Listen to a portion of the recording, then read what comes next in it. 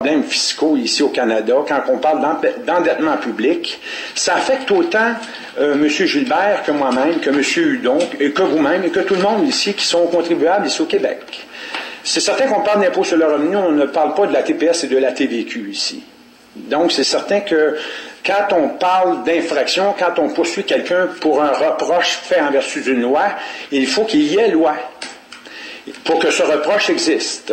Et pour que cette infraction-là aussi existe. Et l'article 6 dit bien que c'est la loi qui crée l'infraction.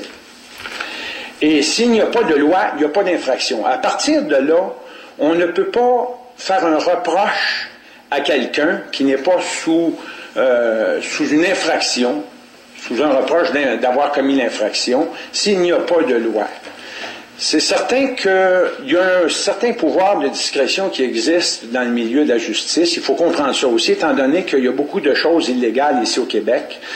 Donc, on sait quand même qu'il y a un serment de discrétion fait par certains avocats et tout ça, de façon à ne pas divulguer ou révéler certaines vérités sur l'inconstitutionnalité du système, sur le fait qu'il n'y a pas de loi. Ici, aujourd'hui, on fait face à Revenu Canada, dans le fameux dossier en question. C'est certain que si on lit bien la demande formelle de paiement de Revenu Canada, vous en avez peut-être reçu une copie, vous allez voir en arrière de ça qu'on parle de toutes les lois, donc dans le sens où on parle des lois des provinces, et le Québec ne paraît pas là, parce que le Québec est un État, ce n'est plus une province. Il est un État en vertu de la loi E20.2, qui n'a jamais été reconnu dans la loi sur la révision du droit statutaire du Canada. Pas plus que l'Assemblée nationale du Québec est reconnue dans la loi sur la révision du droit statutaire du Canada depuis 1968. Vous savez, si je vous dis ça, je me répète peut-être, mais c'est que j'étais dans le Bloc québécois et j'ai su ça. On me l'a enseigné. Aujourd'hui, on endette le Québec. C'est des avocats, généralement, du barreau du Québec qui ont siégé à Ottawa depuis plusieurs années. Si on regarde Jean Chrétien, si on regarde Lucien Bouchard, vous savez que c'est pas normal que le Parti québécois, que le Bloc québécois représente une seule province. C'est parce que c'est pas une province qu'il est à Ottawa. Parce que dans la Constitution, un parti doit représenter toutes les provinces. Et le Québec n'est pas une province, en vertu de la loi E20.2. Donc, c'est plus qu'une erreur de permettre aux contribuables du Québec de financer le fédéral, d'accentuer des débats sur le déséquilibre fiscal, de laisser ça entre les mains de certains dirigeants, alors qu'on tient la population dans l'ignorance des faits, du fait qu'il n'y a pas de loi au Québec.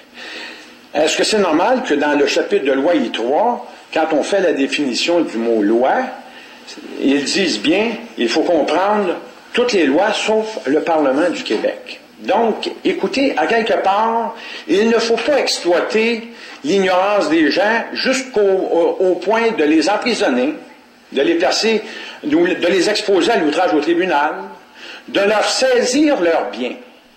Combien d'entreprises se sont vues saisir leurs biens par Revenu Canada, alors qu'il n'y a pas de loi? Est-ce que les avocats ont eu cette diligence, ce sens de la justice de protéger les citoyens au lieu de protéger le système? J'en fais le reproche au barreau du Québec depuis plusieurs années. Vous savez, Fernand Étier a poursuivi le barreau du Québec pour 64 milliards de dollars et M. Étier a été quand même, c'est certain qu'il n'a pas été acquitté de sa poursuite. Et là, on est revenu contre lui pour des dépenses de 634 milliards de dollars. C'est complètement ridicule et c'est le bureau Vernon Roy Associés, qui est le bureau du procureur général du Québec, qui est revenu avec ce fameux mémoire de frais de la Cour.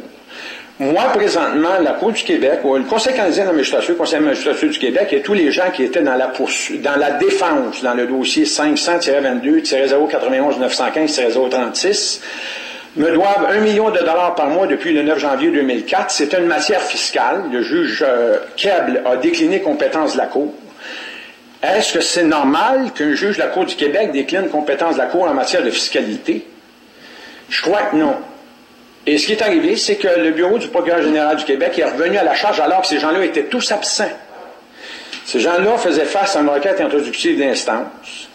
Il y avait un affidavit définissant mon statut d'être humain avec ma photo dessus.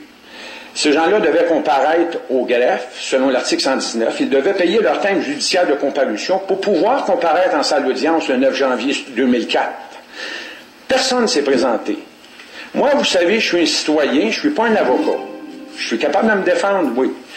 Mais j'ai l'impression que quand j'ai passé devant la salle du rôle, la greffière n'avait pas le droit de m'envoyer devant le juge Cable. Et le juge Cable, lui, il était coincé dans le sens où il n'y avait aucun représentant pour les partis en défense, qui était procureur général du Québec, procureur général du Canada, Revenu Québec, M. Jean Charest, le Conseil canadien de la magistrature, le Conseil de magistrature du Québec. Et là, il a décliné compétences en matière de fiscalité. Écoutez, un défaut de comparaître, là, les gens, là, normalement, comme on est citoyen, nous, devant les tribunaux, quand tu ne comparais pas devant la cour, tu es condamné automatiquement. Sauf que je les comprends aujourd'hui, c'est qu'il n'y a pas de loi.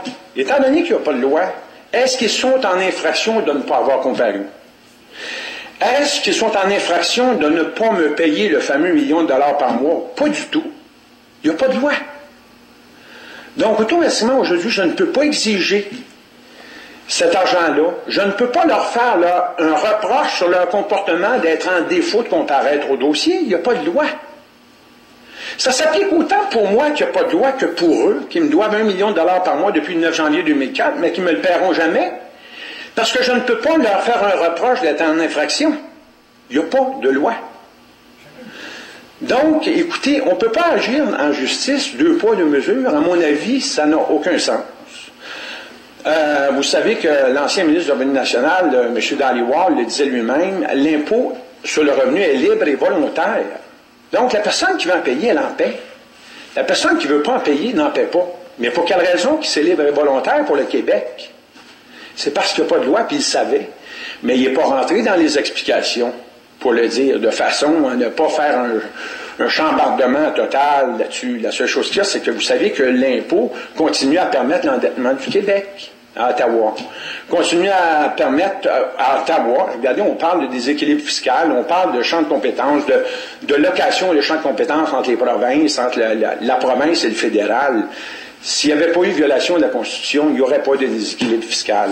Si la taxe indirecte serait restée à Ottawa et que la taxe directe aurait resté au Québec et non au fédéral, comme le fait aujourd'hui, c'est la taxe directe qui est concernée. C'est l'impôt sur le revenu. Le jugement de la Cour suprême du Canada de 1951, RCS 31-1951, disait bien que les compétences des provinces ne peuvent pas se transférer au fédéral et vice-versa. C'est le juge Rinfret qui disait ça. Ça n'a jamais été respecté. Vous savez, je pourrais vous le lire au complet, ce fameux document-là. Je l'ai dans le fameux document de maître Herbert Marks, à l'époque, qui a rédigé les grands procès constitutionnels. J'ai le document ici. Je pourrais vous le lire au complet. Puis ils disent bien, la Constitution du pays n'appartient ni au Parlement du Canada, ni aux législatures des provinces, elle appartient au pays. Et c'est en elle que les citoyens trouveront la protection des droits auxquels ils peuvent prétendre. Je ne vous dis pas ça de mon propre cru à moi, c'est ça qui est écrit mot à mot dans le jugement de la Cour suprême. Ce n'est pas respecté par les procureurs. Pour quelle raison? Pourquoi ce serment de discrétion qui met dans l'embarras les contribuables, qui empêche les contribuables d'honorer constitutionnellement leurs devoirs fiscaux? Moi, je n'ai jamais refusé de payer de l'impôt. Je continue à payer des taxes. J'ai passé devant le juge Claude-René Dumais. Si vous allez sur Google, vous faites Jacques Normandin, vous allez voir, c'est marqué le déjoueur de menterie, puis vous allez entendre tout mon procès devant le juge Claude-René Dumais. Et le juge Claude-René Dumais m'a acquitté, m'a accordé le droit de ne plus payer de taxes et d'impôts. Et il m'avait posé une question, il dit, Monsieur Normandin, quand vous arrivez devant un commerçant et vous refusez de payer la taxe, que lui vous refuse d'honorer votre droit de ne pas payer la taxe, qu'est-ce que vous faites? Mais j'ai dit au juge, j'ai dit, écoutez, je vais respecter, je vais honorer sa décision à lui, parce que lui, il est coincé par Revenu Canada et Revenu Québec, et il ne connaît pas ses droits, contrairement à moi. Donc, je vais la payer. Donc, moi, aujourd'hui, je paye mes taxes quand j'achète du gaz, quand j'achète des cigarettes, j'achète de la boisson ou quoi que ce soit, quand j'achète un produit de consommation, mais je ne paie pas d'impôt. Et dernièrement, justement, le juge Pigeon, Gilles Pigeon, m'a acquitté complètement. Je suis un briqueteur maçon. J'ai été poursuivi par la Commission de la Construction du Québec pour ne pas avoir fait de rapport à la Commission de la Construction du Québec en vertu de la Loi des relations de travail, qui est le chapitre de loi R20. Et le juge m'a acquitté comme quoi un travailleur autonome aujourd'hui n'est plus tenu d'avoir des rapports à la Commission de la Construction du Québec. Et là, la substitut du procureur général m'a demandé, on dit, puis pour vos impôts, qu'est-ce que vous faites? Ben, j'ai dit, écoutez, je n'en paie pas et je n'en paierai jamais. Mais j'ai mes raisons de le faire. Et là, c'est certain qu'ils n'ont pas posé de questions. Le juge, il est arrivé, il m'a regardé, il a regardé son bureau et il m'a quitté sans condition. Mais vous savez que quand j'ai gagné devant le juge Godbout, ici à Québec, j'ai gagné le fait que l'être humain n'est pas une personne juridique. Et que la personne juridique, c'est le nom qui possède un numéro d'assurance sociale. Et cette personne juridique-là n'a ni chair ni âme. Vous comprenez? C'est une marchandise commerciale. Et c'est cette personne juridique-là qui possède un compte de dépôt bancaire. Un être humain n'a pas le droit de posséder un compte de dépôt bancaire. On est par défaut les administrateurs de la personne juridique, mais on n'est pas la personne juridique. De la même façon que Maître Hudon, aujourd'hui, représente Revenu Canada, mais il n'est pas Revenu Canada. On ne peut pas blâmer Maître Hudon de représenter Revenu Canada, mais on ne peut pas lui faire assumer la peine que Revenu Canada devrait subir pour s'ingérer dans les affaires des citoyens alors qu'il n'a pas le droit de le faire. D'autant plus que c'est rendu que c'est corporatif, c'est plus public comme tel, c'est plus politique. Et c'est certain que quand on étudie tout ça, la question des sanctions des lois, du gouverneur général, du pouvoir exécutif, écoutez, il y a des choses qui ne tiennent pas. Votre Seigneurie, vous ici, aujourd'hui, vous êtes censé représenter le pouvoir exécutif du Canada. Même pas le pouvoir exécutif du Québec, le pouvoir exécutif du Canada, par la nomination en vertu de l'article 96. Écoutez, c'est le procureur général du Québec qui vous nomme ici, à la Cour du Québec et au cours municipal. Le procureur général du Québec, si on regarde, mettons, la loi sur le Code de sécurité routière, c'est le procureur général qui poursuit les gens. C'est le substitut du procureur qui poursuit les gens pour des infractions commises en vertu du Code de sécurité routière. Ce même procureur-là, c'est lui qui nomme les juges. C'est une situation de conflit d'intérêts. Ça n'a jamais été soulevé. Pensez-vous qu'un avocat a le droit de soulever ça? Écoutez, j'ai parlé à plusieurs avocats, j'ai dit, écoutez, vous devriez me supporter ou venir m'assister à la cour. Ils ont dit, jamais, M. Normandin, si on fait ça, on va être expulsé du barreau. Donc, moi, je ne peux pas arriver puis exposer un avocat à perdre sa profession parce que j'ai des connaissances que lui n'a pas. M. Jean Stein m'avait préparé une formule qui me permettait d'enseigner aux avocats ce que je connais. On a eu 3 réunions là-dessus, et puis en fin du compte, j'ai dit non. J'ai dit je refuse. Parce que je ne sais pas où ça va virer cette chose-là. Puis je ne veux pas être obligé de revenir en arrière pour toujours corriger les erreurs ou la mauvaise orientation des avocats face à ce que je peux leur avoir enseigné. Donc écoutez, je n'ai jamais reproché à la Constitution d'être tout croche. La Constitution du Canada, elle est parfaite, à mon avis. Elle est violée. On a désobéi. Et vous savez qu'il y a quelqu'un qui désobéit à une seule disposition de la loi, c'est comme s'il désobéissait à toute la loi. Et quand on a loué les domaines fiscaux des provinces en 1942, j'ai les lois chez nous, j'ai tout ça. Il n'y avait pas le droit de le faire. La Cour suprême du Canada est revenue en 1950, dans son rapport, et le juge Rinfrel a dit, vous n'avez pas le droit de louer des juridictions. Le fédéral n'a pas le droit de louer des juridictions provinciales et vice-versa, puis ils ont continué à le faire. Donc, c'est pour ça qu'aujourd'hui, j'ai l'impression que est-ce que c'est vraiment pertinent de dire que M. Gilbert est en infraction? Non. Au moins qu'on l'acquitte de ce fait, de ce reproche d'être en infraction. Au moins ça. Et qu'on lui laisse au moins la liberté de faire son choix. Vous comprenez? Il n'y a pas d'infraction. Comme je vous dis, moi, si le procureur général du Canada, le procureur général du Québec, le Conseil canadien de la magistrature, le Conseil de la magistrature du Québec me doit $1 million depuis le 9 janvier 2004, parce que personne ne s'est présenté, pourquoi eux peuvent se soustraire de leurs devoirs, de leurs obligations, ou de la même de la peine qui est prévue par leur refus de comparaître, alors qu'une autre personne, un simple citoyen qui ne se présente pas à la cour parce qu'il est en infraction au Code de sécurité routière, ne s'est pas présenté, bien le juge automatiquement, il condamne parce qu'il est absent. Vous savez, le juge Leduc avait dit à M. Jean-Guy Ouellette, c'est un juge de la Cour municipale de Montréal, qui a dit à M. Ouellette, il dit, M. Ouellette, il dit, c'est pas à la cour à courir après vous. Vous avez commis une infraction, c'était à vous à courir après la cour. Vous ne vous êtes pas rendu à l'heure qui était concernée, qui était définie. Vous deviez vous présenter, vous ne vous êtes jamais présenté, vous êtes condamné automatiquement. Vous savez, dans mon dossier à moi, M. le juge Keble, a fait un effort extraordinaire pour recevoir une personne comme moi alors que toute la partie défenderesse était absente.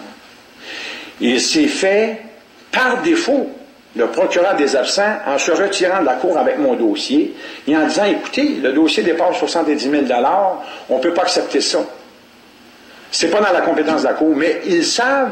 Revenu Québec était inscrit là-dedans et tout ça. C'est une matière fiscale. J'ai toujours poursuivi le gouvernement sur une question fiscale depuis plus de 14 ans. Je sais ce que je fais. Il n'avait pas à prendre cette décision-là, mais il était coincé. Je sais qu'il était coincé. Et c'est dans ce même dossier-là qu'on m'a déclaré perdant vexatoire. Ce qui est malheureux à l'intérieur de ça, c'est quand ils sont revenus avec la Confédération des caisses populaires des jardins devant la juge Gouin, Brigitte Gouin. Là, la juge Brigitte Gouin a déclaré irrecevable ma requête. Imaginez-vous, alors que ne se sont pas présentés, les juges avaient décliné compétence de la Cour. Donc, la juge Gouin a redonné compétence de la Cour, alors que c'est seulement la Cour supérieure qui a le droit de se prononcer là-dessus. Et là, le juge, moi, quand j'ai vu ça, j'ai déposé un certificat de défaut en déni de justice contre la Cour du Québec, avec interdiction à quiconque de se présenter. Puis j'ai dit non, je ne peux plus tolérer ça. Imaginez-vous qu'il a fallu que je me présente, tout le monde s'est présenté. Et c'est devant le juge Jacques Paquette, qui est le juge coordonnateur de la Cour du Québec à Montréal, qui nomme tous les juges dans les salles d'audience. C'est lui qui m'a condamné comme plaideur vexatoire, alors que j'avais dit, écoutez, je ne suis pas prêt à débattre aujourd'hui, je vous demande de déférer la cause en Cour supérieure, il l'a refusé. Donc, en me déclarant plaideur vexatoire, je ne pouvais plus plaider en Cour supérieure. Je viens d'être acquitté par la juge Rousseau, et M. le juge Larouche, qui est juge coordonnateur ici dans le district judiciaire de Alma, n'a pas accepté cette décision-là de la Cour supérieure. Est-ce que ça a un sens réel à la justice? Est-ce qu'on respecte vraiment la discipline des tribunaux judiciaires? Écoutez, je ne veux pas faire de reproches, mais je suis conscient de ça. Puis je n'ai pas de reproches à faire aux gens parce que chacun est coincé dans tellement d'illégalité que j'ai l'impression autant le juge que le procureur doit faire un peu, doit se retirer, doit se blinder pour ne pas que paraisse toute cette illégalité, toute cette infraction que le gouvernement commet contre les citoyens, par anticonstitutionnalité du système, par inconstitutionnalité de l'Assemblée nationale, par le fait qu'il n'y a aucune loi ici au Québec. Puis c'est marqué, c'est écrit noir sur blanc à l'article 1 de la loi de l'impôt sur le revenu du Québec, le chapitre de loi I3. Puis ça, on ne peut pas l'inventer. C'est certain qu'on peut essayer de changer l'interprétation, mais ce qui est dit, est dit. Et quand c'est confirmé dans la demande formelle de paiement de Revenu Canada, écoutez, on ne voit pas le Québec à nulle part. Donc, ils viennent de faire la preuve. Donc, qu'est-ce qui est important aujourd'hui de savoir? C'est que M. Gilbert n'est pas en infraction. Le reste, c'est différent. Vous n'êtes pas obligé de tout soulever, dans le sens où est-ce qu'on doit éventuellement mettre dans l'embarras la Cour autant que Maître Hudon? Non. La seule chose qu'il y a, c'est que quand vous dites vous n'êtes pas en infraction, déjà c'est un plus. S'il n'est pas en infraction, c'est que la Cour du Québec n'est pas en infraction devant moi. Elle ne me doit plus $1 million par mois à vie depuis le 9 janvier 2004. Mais si vous dites qu'il est en infraction, c'est que la Cour elle-même me doit $1 million par mois à vie depuis le 9 janvier 2004. Tu sais, c'est du donnant-donnant? Non. La loi, c'est la loi. On n'est pas supposé de transgresser la loi. Donc, si on dit que c'est la loi qui crée l'infraction puis qu'il n'y a pas de loi, M. Gilbert n'est pas en infraction. Pas plus que la partie défenderesse dans mon dossier où il me doit $1 million par mois est en infraction. Voyez-vous, moi, c'est dans la dignité que je me présente devant la Cour. C'est en témoignant de la vérité. Et pourtant, je serais libre de dire, écoutez, moi, éventuellement, je vais aller ailleurs. L'article 481 du Code criminel me permet de débattre dans une province voisine, étant donné que le Québec n'est pas une province. Puis, vous lirez bien l'article 481 du Code criminel. Si ce n'est pas une province, je peux débattre d'une infraction n'importe où au Canada. Donc, je pourrais arriver et dire, écoutez, ici au Québec, on me doit de l'argent. Est-ce que le Québec est en droit de s'objecter à son défaut à lui, par son ministère de la Justice ou par quiconque, et ne pas me payer? Non. Je pense qu'il faut être bon joueur à l'intérieur de ça. S'il n'y a pas de loi pour un, il n'y a pas de loi pour l'autre. C'est certain que moi, j'ai mis des milliers de dollars dans ce que je fais. Des dizaines de milliers de dollars. Je suis un militaire maçon. Moi, j'ai des enfants, j'avais une femme, j'ai tout perdu mon monde, moi. Parce que je croyais en la justice. Et quand j'ai vu toutes ces fautes, ces défauts, c'est pas des erreurs de justice. Je me suis rendu compte que ces gens-là se débattaient contre la vérité. Et que la vérité que je présentais à la Cour, ça ne passait pas. Parce que l'avocat doit protéger sa profession avant même de protéger les droits du citoyen. Et ça, c'est pas normal. Écoutez, c'est certain que pour un juge, il faut avoir été avocat au moins 10 ans. C'est ça qui est écrit dans la loi. Vous avez été avocat vous-même. Je ne sais pas si on vous a déjà soulevé des cas comme ça. Est-ce que vous avez été mis au courant de choses que je peux vous enseigner ou vous instruire à la Cour aujourd'hui? Peut-être pas. Puisqu'on m'a demandé de donner des cours à des avocats. Parce qu'on dit que ça ne s'enseignait pas ni à la faculté de droit, ni à l'École du barreau du Québec. Donc, je ne peux pas vous blâmer. Vous comprenez? C'est impossible.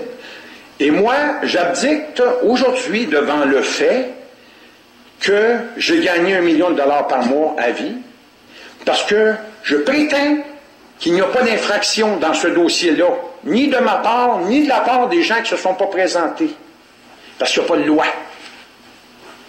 À partir de là, il n'y a pas plus de loi pour M. Gilbert et il n'est pas en infraction. Donc, j'ai l'impression que c'est dans ce sens-là. Je demanderais tout simplement à la Cour qu'on acquitte M. Gilbert de cette infraction, de la qualité, du qualificatif d'infraction qu'on lui reproche. Il n'est pas en infraction. Et à partir de là, qu'on y laisse la liberté, comme disait M. Dhaliwal, de payer son impôt de façon libre et volontaire, sans pression, sans que le gouvernement fédéral s'ingère à l'intérieur de ça. Si vous lui accordez ça, vous savez que Maître Hudon est dans son droit d'aller en appel à la Cour supérieure, et c'est pas mauvais qu'il le fasse. Sauf qu'au moins, la Cour du Québec aura reconnu une certaine autorité dans le sens où elle ne défait pas l'autorité de la Cour supérieure. Vous comprenez? Donc, le juge Larouche, dans le fond, on m'a permis aujourd'hui de pouvoir... Écoutez, je sais que c'est pas un témoignage que je fais aujourd'hui, c'est une plaidoirie. C'est pas compliqué, j'en suis conscient. Et vous êtes vraiment diligent et très aimable de me permettre de continuer. Parce que normalement, c'est du témoignage que je suis censé faire, c'est pas une plaidoirie. Malgré que Maître André, le juge André Renaud, dans un certain dossier, m'a accordé le droit de représenter n'importe qui à la Cour, jusqu'à ce que le barreau du Québec me poursuive. Et ça n'a jamais été respecté par personne. Vous comprenez? Et aujourd'hui, j'espère que, par mon comportement, on va se limiter à dire que M. Normandin, aujourd'hui, témoigne, ne plaide pas.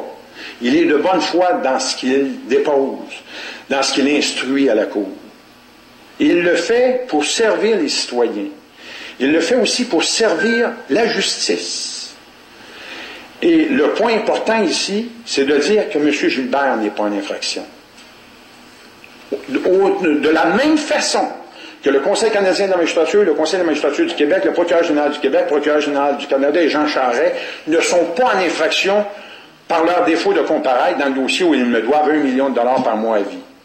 Parce qu'il n'y a pas de loi. Et ça, je suis prêt à l'accepter.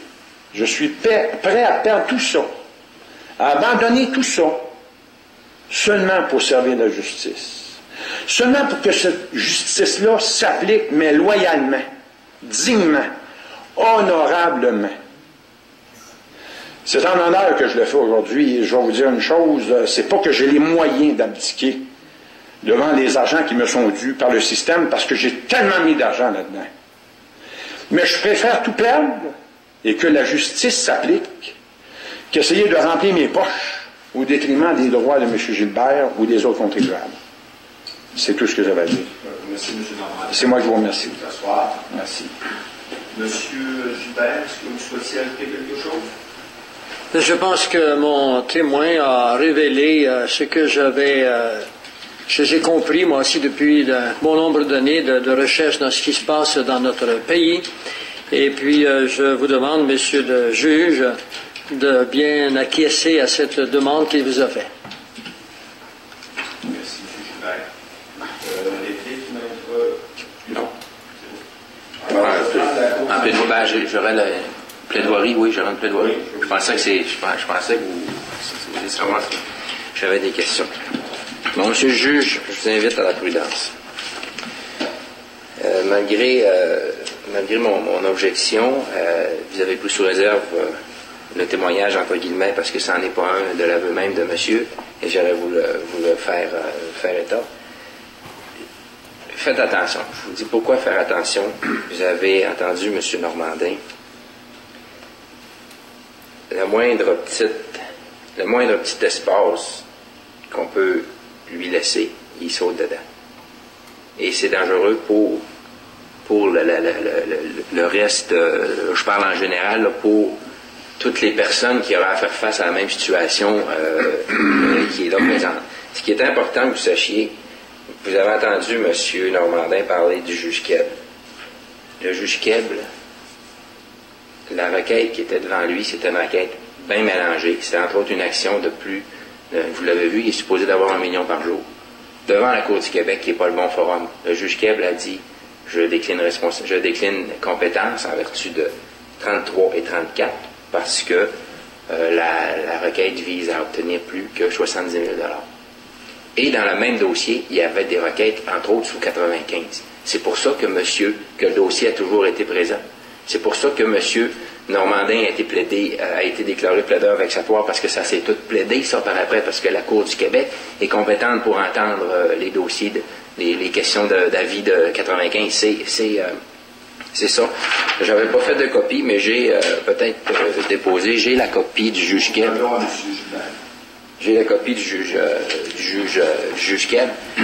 Et également, quand je vous dis de faire attention, 802.1 du Code criminel, que M. Normandin ne peut ne pas ignorer quand on connaît l'article d'aller plaider à l'extérieur du Québec. On ne peut ignorer l'article 802.1. 802, c'est droit à réponse et défense complète. 802.1, représentant. Parce que, pourquoi représentant 802.1, qui est un article ajouté, et je vais vous donner une copie, je vous parle, puis je vous en donne pas. Parce que, à 802, paragraphe 2, interrogatoire des témoins, il est indiqué: le poursuivant ou le défendeur, selon le cas, peut interroger ou contre-interroger les témoins personnellement ou par l'intermédiaire d'un avocat ou représentant. J'ai fait une flèche à la main, c'est moi, c'était pas dans le code, jusqu'à 802.1, qui dit: malgré les paragraphes 800, paragraphe 2, et 802, paragraphe 2, le défendeur ne peut comparaître ou interroger ou contre-interroger des témoins par l'entremise d'un représentant si l'infraction est passible, sur déclaration de culpabilité par procédure sommaire, d'un emprisonnement de plus de 6 mois. Je vous réfère à 238.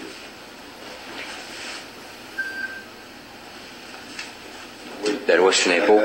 Je vous interromps, vous allez-y. On demandait aux gens qui ont des cellulaires, ils sont prêts à des cellulaires et des pagettes, de bien vouloir les former. Non, je m'excuse. Je m'excuse, excusez-moi votre honneur. Article 238 que je vous ai soumis tout à l'heure, M. le juge, à la loi sur l'impôt, qui est l'infraction par rapport à 231.2. La personne qui ne produit pas ou ne présente pas ou ne remplit pas une déclaration, etc. B. Un emprisonnement maximal de 12 mois. Passible d'un emprisonnement maximal de 12 mois. Alors, à 802.1, quand on dit qu'on est passible d'un emprisonnement de plus de 6 mois, on ne peut pas être représenté par un représentant. Dans le cas qui nous occupe, monsieur, on ne le demandera pas, là, mais c'est pas la question. Monsieur Gilbert est passible d'un emprisonnement de 12 mois, qui est plus de 6 mois. Donc, il ne peut se faire représenter par personne d'autre que lui-même ou un avocat. Je comprends qu'ultimement, dans ce cas-là, vous ne demandez pas d'emprisonnement. Non, je demande le minimum, de toute façon. C'est pas parce qu'on passe... C'est pas parce qu'on est depuis 1 an qu'on va changer notre règle. La première offense, c'est le minimum. On arrive à la conclusion. On n'est pas rendu là. Votre Seigneur, est-ce que je peux faire Oui, non. Allez-y. Ben, vous disiez dans la mesure où, et j'en suis pas rendu là. C'est ça, parce que je suis pas rendu, on n'est pas rendu à l'étape. Je demande le minimum 1 000 $ par infraction. D'abord, c'était tué sur la culpabilité ou non. Oui, exactement, mais je... D'autres observations? Oui, j'en ai d'autres, M. le juge.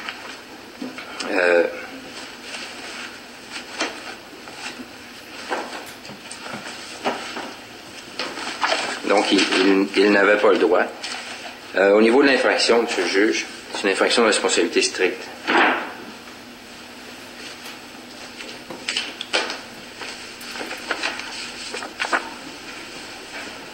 Et dans la décision que je vous dépose, Rennes contre Pinault, qui vient d'une autre province, mais la loi sur l'impôt s'applique à toutes les provinces, on traite également dans cette décision-là de la responsabilité stricte. C'est bel et bien mentionné au paragraphe 4. Et c'est également un cas